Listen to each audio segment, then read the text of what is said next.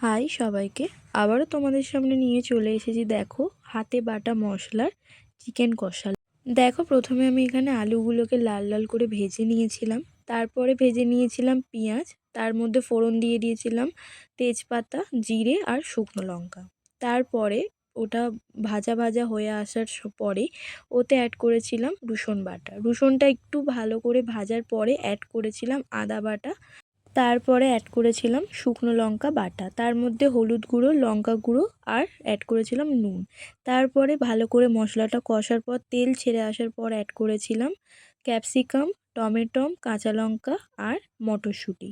ভালো করে মশলাটাকে কষিয়ে নিয়ে অ্যাড করে দিয়েছিলাম চিকেনটা ভালো করে কষিয়ে নিয়ে যখন তেল ছেড়ে আসছিল, তার মধ্যে অ্যাড করেছিলাম আলু।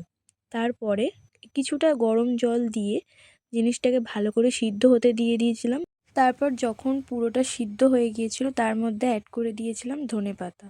তারপরেই আমাদের রেডি হয়ে গেছিলো লাল লাল ঝাল ঝাল চিকেন কষা। তোমরাও কিন্তু একদিন বাড়িতে ট্রাই করো।